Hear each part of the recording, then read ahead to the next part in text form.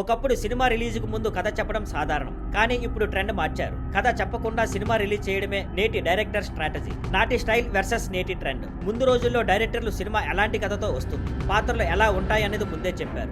ఆ సమయంలో రాజమౌళి ఈ ఫార్మాట్ తో భారీ హిట్లు అందుకున్నారు. ఉదాహరణకు మగధీర, ఏగ, మర్యాద రామన్న ఇవన్నీ కథ ముందే చెప్పిన సినిమాలే, అయినా కూడా సూపర్ హిట్లు అయ్యాయి. కానీ ఇప్పుడు చాలా డైరెక్టర్లు కథ చెప్పకుండా కేవలం ఒక చిన్న లైన్ చెప్పి ఇది సస్పెన్స్ అంటూ సినిమాని విడుదల చేస్తున్నారు. దీంతో ప్రేక్షకుల్లో ఆసక్తి పెంచాలని ప్లాన్. అయితే ఇది కాస్త రిస్క్. కంటెంట్ బాగా ఉంటే సినిమా హిట్, లేకపోతే ఫెయిల్. ఇప్పుడు మళ్ళీ కథ చెప్పే స్ట్రాటజీ బలోపేతం అవుతుంది. తాజాగా వచ్చే కొన్ని సినిమాలు మళ్ళీ కథను ముందుగానే వెల్లడించాయి. కింగ్డమ్ ఈ సినిమా కథను డైరెక్టర్ గౌతమ్ ముందే రివీల్ చేశాడు. శ్రీలంక నేపథ్యంలో అన్నదమ్ముల కథ.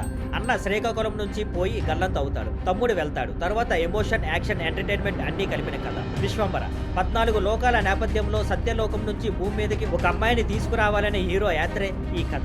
సోషియో ఫ్యాంటసీ థ్రిల్లర్ గా రూపొందుతుంది. మిరాయ్ ఈ కథ కూడా ముందు చెప్పబడింది. ఓ ఫ్యూచరిస్టిక్ యాక్షన్ ఫిల్మ్. కథ తెలిసే ఉంటే ప్రేక్షకులు సినిమా ఎలా చెప్పారు అనే దానిపై ఫోకస్ పెడతారు. సలార్ ఉదాహరణ.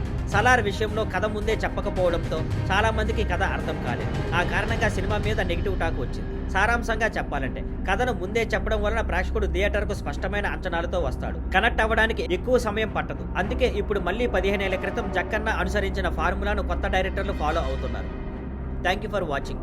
Please like, share and subscribe.